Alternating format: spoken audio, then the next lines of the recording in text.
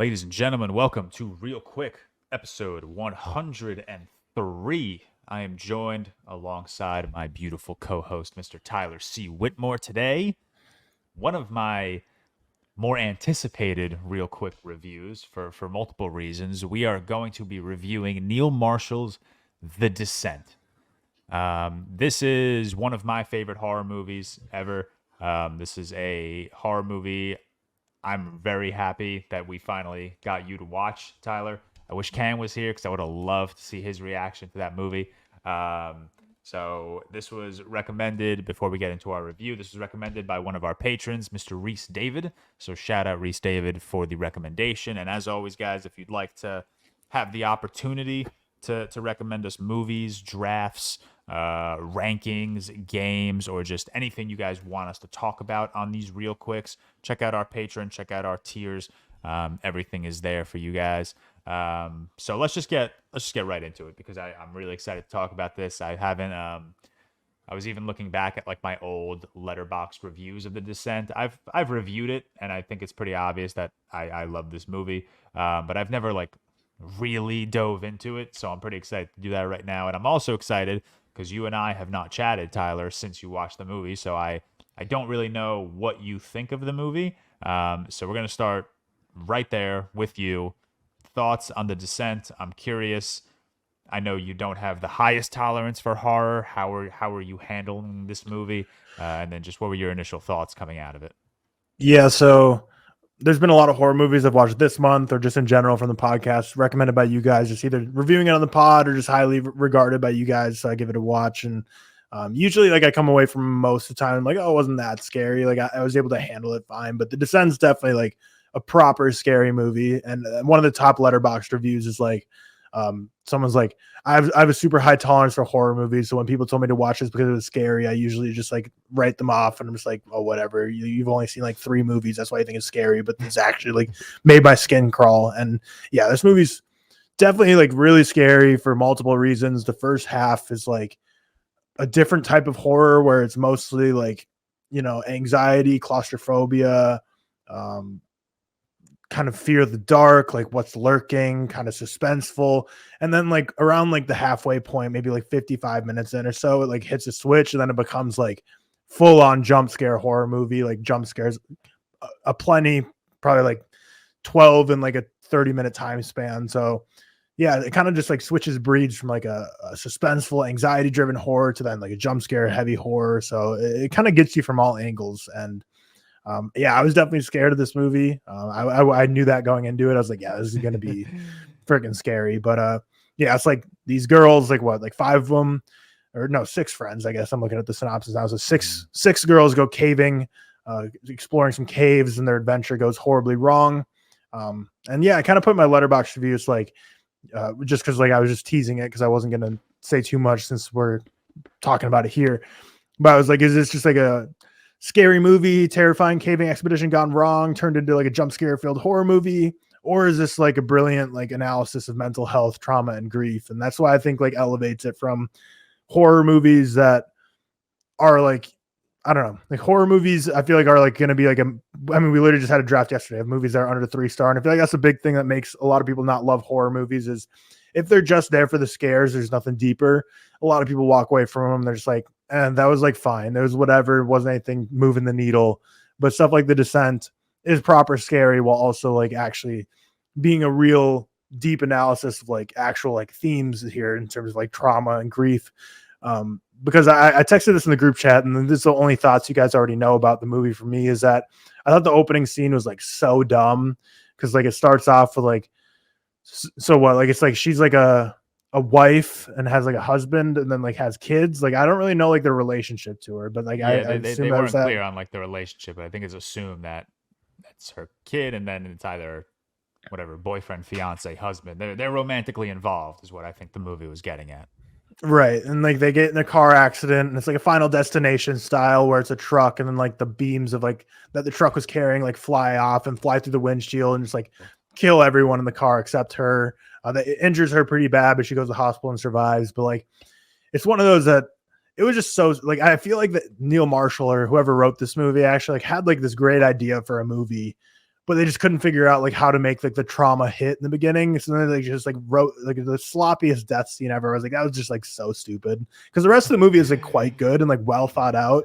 So the fact like the opening death and like the fact that it wasn't like a quick like, I don't know, it was like probably like a 6-second lead up to where like you like get the shot from like the behind the car where you like see them going in, you like see the crash about to happen. I'm like, is this really about to happen? Like it's like just shows it. And I'm just like, it was just unfolding in slow motion. Like this is gonna be so stupid. Because it's like stuff we've seen all the time, you know, like we see it in, like Get Out, where like, you know, they hit something and the deer. Yeah. And there was just a movie I watched like recently, a horror movie where like some people die the same way in a car, and it's just pay attention to the road when you drive. It's such a common trope. But from there, like it just starts off so dumb, but then it goes so well after that. And I feel like the thing is, and the reason I bring it up is the opening scene I think is dumb, but if they didn't have the opening scene, then this movie would just be what I said at first. Like it's just like a horror movie filled with jump scares, like scary, fun time, horror filled. But that opening scene where like she witnesses her family die and she's dealing with that trauma is what like makes it that extra layer where it's like actually like a deep horror movie where like they're going deeper into the cave, and you can say like going deeper into like her trauma that she's going through, because obviously, you know, there's a lot of horrors down in that cave, and the deeper she goes, the scarier it gets. And she has friends there with her trying to help her get through it, but she kind of has to realize she has to get through it on her own at the end of the day. And definitely a lot of just themes throughout her exploration into the cave, going deeper and finding the horrors and terrors that lie in there, and trying to get out and trying to escape and survive. Have to do a lot with her own depression and trauma from the original accident at the beginning of the movie. So while I think the opening scene was dumb that set it into motion, it like really works thematically. I just think they could have been a little more creative with like how her family died. But yeah, I don't know. I kind of went on for a while there, but I really liked it. I give it a 7.6 out of 10 for 4 stars. Definitely very scary. Yeah. And then, yeah, I'm excited to talk more about it with you. Yeah, I'll definitely take that 4 stars. Yeah, like I've said, this is one of like my favorite horror movies out there. I would say I scare pretty easily. I'm still very welcoming of horror, but I still do scare pretty easily. But on rewatch, I find that a lot of horror movies just don't hit. They're not as impactful when it comes to their fright. But Neil Marshall's The Descent is one of those movies that just never fails to just fuck me up. It's so claustrophobic, and it's so, like you said, from that opening scene, like they kind of set the stage for the rest of the movie, so it makes for just this very anxiety driven experience, and this movie just never fails to not make my skin crawl. And then once we get to, because like you said, the first I guess we'll say 45 minutes to an hour of the movie, it's very like, okay, what's lurking in the darkness type of horror. It's very claustrophobic horror. There are a lot of uncomfortable scenes where our characters, can we just get into spoilers just because? Yeah, I kind of went into that. I feel like on ReelQuick, where it's like purely dedicated to the movie. Yeah, it's like, yeah. It's your own fault if you're getting spoiled from it. Yeah, not that I'm going to spoil anything big. I'm just going to like say some things. But yeah, the first like hour of this movie, it's very what's lurking in the darkness horror. There's a lot of instances where our characters are stuck between rocks, and it's very uncomfortable to look at. There's a lot of instances where our characters have to, you know, jump from a ledge to a ledge, and there's like a lot of like very small editing choices that like keep you on your toes and just make you feel very like uncomfortable, because like, oh, what if this wire snaps or something. It's like, it's very well executed, again, anxiety driven horror, and it's one of the few horror movies that I could rewatch several times and just continue to feel uncomfortable while watching. And then you get into that back half of the movie, and obviously we're introduced to, or I mean, I wouldn't even say introduced, it's this dude is still just lurking in the background, but we're like somewhat introduced to the creature, I don't know, the dude who has been lurking in the background following them. And this claustrophobic horror movie now turns into this hide and seek, fight for your survival type of horror movie, and that's when the jump scares kind of come into play. And I would have loved Seth to be on this episode, because I would have loved to hear his thoughts on this one thing. But Seth and I are both not big jump scare horror people. We've said it time and time again. We think it's lazy. We think it's a very lazy way of scaring their audience. I like what you said earlier where, a lot of horror movies you see rated lowly just rely on jump scares. So like in the moment they're frightening, but you leave the theater or you leave watching it and they're forgettable. There's nothing memorable about these movies. But what I think The Descent does so well is it's coupling this jump scare horror with what you said, this, I guess we'll call it this portrait of mental health. And I think it just works very well. The jump scares in this movie are very, very effective in my mind. And I don't think they're used for the cheap scare. And the reason I say that when it comes to The Descent is because the first hour of this movie still scared the shit out of me, and there weren't any jump scares. Then the back 45 minutes of this movie basically takes that, that those themes of grief that we saw in the first half, those claustrophobic frights, and then it just piles on the jump scare. So I think it works super effectively in this movie, and I absolutely love that about it. I keep saying, and I think I texted you guys this, I couldn't wait to talk about one specific scene. So I'm going to give like a formal spoiler warning now. I know I haven't really spoiled anything yet, but like now I'm going to spoil one particular scene. The first, and I'd love to hear your thoughts. This was in my mind when this happened, the first time I watched this movie, I was lying down in my bed, like fully lying down, and I shot up and my jaw was on the floor. The first scene where the group of girls is like truly fighting that being. Towards the end of it, one of the girls has like a knife, and she quickly turns around and stabs who we initially think is the dude, but it's actually her friend. That was crazy. That moment legitimately like put my jaw on the floor. It's like one of the most memorable sequences in horror that I could ever have imagined, that I've ever seen. And it's just moments like those that make this such like a long lasting movie for me, a movie that just has this like crazy lasting impression on me, which like, and I'm by no means comparing this movie to Hereditary, but be like what this movie like made me feel and how it impacted me after watching it is very, or I should say Hereditary is very The Descent-esque, because The Descent actually came first. But yeah, this is one of, in my mind, just like the most bone-chilling horror movies out there. My first ever review of this on Letterboxd just says, "Catch me never in a fucking cave." I think that setting itself, and sorry I'm rambling. If you want to jump in, just hop in whenever. But one of the things that I love about this movie, and I think, again, I'm not by any means comparing the two movies because I think The Shining is a significantly better movie. But what The Shining and The Descent both do very well is they utilize their environment to their advantage. They make the Overlook Hotel and these caves just feel like a character of their own. I know you mentioned that like lurking horror, and that lurking horror just kind of like gives this environment a personality, which, and I'll say it time and time again when I review this movie, it just adds to that like uncomfortable feeling. And when a movie, whether it be Neil Marshall's The Descent in horror, whether it be even Charlotte Wells' After Sun in just emotional depression, when a movie can like physically make me react, I think you're a fantastic movie. And The Descent is one of those movies that just never fails to like just make me react, both like physically, emotionally, scarily, I guess we'll call that a word. I'll stop there. You can continue if there's anything specific you want to talk about. But I just fucking love this movie. I'm really happy that you also enjoyed it. My goal in life is to get Cam to watch this movie. Yeah, it's a tough one. Yeah, I don't know if that's gonna happen.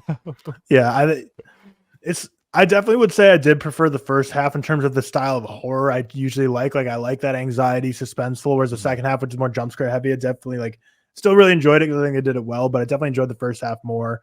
I do think there were some jump scares that were a little like cheap and stupid. Like it's the kind where like, like you kind of roll your eyes a bit because you see it coming a mile away. You're like, all right, just do it already. Like there's so many times where like they'll hear something, so then they'll like crack on their light or something, and just be like slowly waving it around. I'm like, yeah, okay, like just give me the jump scare. I know something's gonna jump out. Or like when when they like record in the night vision on the night camera, they like slowly look around the floor. The very end when she like goes to her car, like, and like the girl pops up. Like I think it was, and I'm gonna be honest, I didn't rewatch this movie for this review because I had rewatched it like 2 or 3 weeks ago. So you remind me, because you probably have a clear memory. The first time you see like that creature, did they have the night vision, or were they looking through their iPhone camera with the light on? Because I believe it was go. Because I think the first time they noticed it was I can't remember her name, the main character girl. Yeah. Like she kind of like kind of see it in the distance, but like as the viewer, you don't really know if you saw anything. She's like telling her friends like, "Yo, I think I saw a man back there," and then they're like, "No, you didn't." And then like she sees it again, and then again as the viewer, you're like, "Did you really see something?" But the first time you fully see it is not night vision. I think it's like a light, because I think the first time you fully see it is like on the ceiling or some shit, and like like jumps down or something. That scared the shit out of me. Because did you know that was gonna like? Did you know that that's where the movie was gonna go? No, I knew nothing about this movie. I only knew what I could gather from the poster and the name, like the descent. Like I was like, oh, they're gonna be trapped in a cave, and it's gonna be like they're like I didn't think there's any like creatures or anything in that. No. Okay. Yeah, that's a good thing, because that same thing with me. The first time I watched The Descent, I had no idea like what I was getting myself into. I really thought like, okay, this is just a cave dive gone wrong kind of movie. So like the first time that like you said, like it's a jump scare, like the camera's panning and you're like waiting for something to happen. Like in that moment, I'm like, okay, like a rock is gonna fall or something, and that's gonna be the scare. So when like that little creature popped up, and like he kind of looked like Smeagol, like all like in the corner, just like all like in the fetal position or something. That scared the fuck out of me, because in that moment, the first time I watched this movie, I was like, yo, where are we going right now? I was like, what the fuck just happened? And then like literally it was like a scene or two later was what we just talked about, where the girl stabs her friend, and I'm like, oh my god, like this movie really just ramped up like crazy in the matter of like 20 minutes. Like what the fuck is happening? Yeah, once it first kind of kicks into gear, it's really unrelenting. It just doesn't stop. But yeah, it's a great horror movie, but there's still those elements where it's just like such like the silly, stupid moments. Like when they first see the guy down there, and the friends or some of the friends are like, "Oh, there's a guy down here. Like, let's go ask him like how we can get out of here." And they're like so deep and lost in a cave. It's like, if there's a dude down there, catch me not going up to him and like be like, "How do we get out?" Yeah, he's not going to be helping you get out. I think he's there for the long haul, but. This is one of those things that like I love analyzing film and analyzing movies, but like I also feel like a pretentious asshole sometimes doing it. And like this is one of those where like you're absolutely right in this case. This movie, as much as I love this movie, and I do love it, I personally give it a 4.5 out of 5 stars, which has gone up for me. Initially, this was a 4-star movie, and then after my second and third rewatch, I was like, you know what? I have the same reaction every time I watch this movie. It deserves to be a 4.5. But regardless of that 4.5, there are still stupid decisions made in this movie. And even like the opening scene, I don't disagree with you that it's very corny. Yeah. So like, don't think like I'm going to like defend those aspects of the movie. There are some dumb decisions in this movie that are made. Yeah, no, I mean like it more can be like annoying to be like like people aren't super into film, like you call you like, like an annoying like English professor or something when you like look at all the deeper meanings of things. They're like, oh, it's just a movie. Because like there's definitely a movie like I watched. I'm like, sure, you could easily enjoy this just like a horror movie that's like a fun horror movie, which it like is. But also like I just feel like there's so much with her that's like battling her own like trauma from like her family dying. Like even like when she kills her friend, I feel like that was like a good like you kind of like just like a something like I pulled away from it. It's like, when you're battling your struggles and depression and trauma, like you're not trying to like bring your friends down with you, or like you might do some stuff like say something bad to a friend or like do something wrong to your friend when it's like stab him in the throat. Yeah, literally. And it's not like you trying to do that. Like you're just, you're battling your own demons, and like some people get caught in the crossfire when you're trying to get out of your own struggles, and like your friends trying to help you and get out of these dark places. But at the end of the day, like you kind of have to, like, as much as they can help you and will help you, like you have to be able to get out on your own, which she ends up doing. Like she's the one who finally gets out on her own. And then like just like the final jump scare was her dead friend being in the car with her. So it's kind of like sweet, like new trauma unlocked. Like I got this thing now. I gotta be carrying with me forever now too. It's like I just got done with that battle. And I kind of got like the creepers too. Like, and like again, this is where I just like find it like annoying me personally because I'm just like, oh, like, I kind of hate myself for like looking this deep into stuff. But like the creepers being blind and not being able to always see you, I feel is like they're always lurking in the caves. They're always down there, but they don't really come after you unless they're like acknowledged. So I feel like it's kind of like your trauma is like always going to be with you no matter what, even when you fully get over it. Like it's still going to be there. Like those creepers are still going to be down there, but like unless you acknowledge them or unless like you confront them, like they're kind of just lurking underneath the surface, waiting to come out and snatch you when you're least expecting it. But yeah, it's just a cool movie, man. And I definitely had a good time with it. Definitely very scary. It's crazy because like so last night like Riley and I watched not like a documentary but like a YouTube breakdown of like a guy in Utah in 2009 called the Nutty Putty Cave. I don't know if you've heard of this, but nope. it's like which came out. This happened in 2009, so like The Descent came out in 2005. So kind of your own fault. You should have saw this and been like not doing that. So like in Utah, there's like these lakes or these caves that are kind of, you know, I'm sure you've seen like videos of the kind where you know you basically have to like you kind of like worming like an inchworm through them. Like they're so small, but some people just like get off on that. And I was like, I don't know how you could do that. But starting in the 1960s, people loved to go in these Utah caves and kind of explore these really super claustrophobic caves. And this dude in 2009 went like with a group of friends and he got stuck in it. They like went down the wrong thing and he got like completely stuck. So they had to get like emergency services, try to get him out. But he was like so deep and so like crammed in there that they like couldn't get him out. And it was like a 26-hour long rescue effort of like trying to like tie a rope around him and pull him out.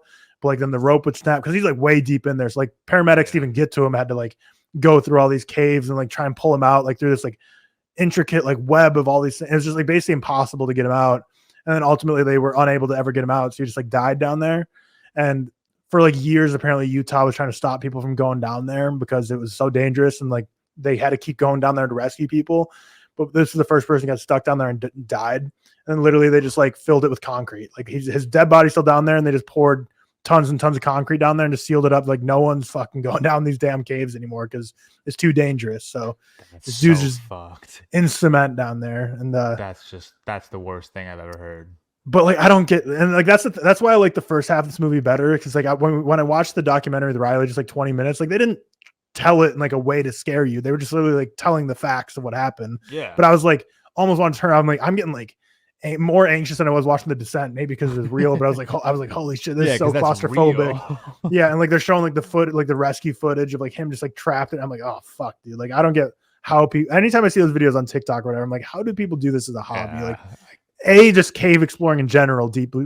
There's like in The Descent, like they're not going through like tiny wormholes, but like I would never want to go that deep in these freaking caves. It's just too creepy. And then the type of people that like these just like close like cave encounters, just crazy, man. Like that's why The Descent is so effective because it gives you the jump scares that scare you, but also like the premise is something that people actually do, like go caving, and you could easily see it going wrong, and it goes very wrong for a lot of them. I'd love to like hear the opinion of like a cave diver who watches The Descent, like to see if they enjoy the movie. Yeah, or if they've ever encountered any of these creepers. Or if they've ever just seen a dude in the corner and acknowledged it.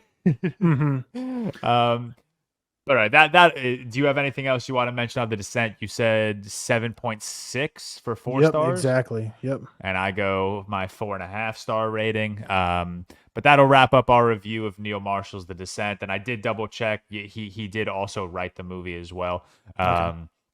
So yeah, that'll wrap up our review of Neil Marshall's The Descent. One of my personal favorites. So really happy that you checked it off the watch list. Really happy that you even enjoyed the movie. So thank you all for stopping by. Shout out Reese David, our beautiful patron, for the suggestion of the Descent.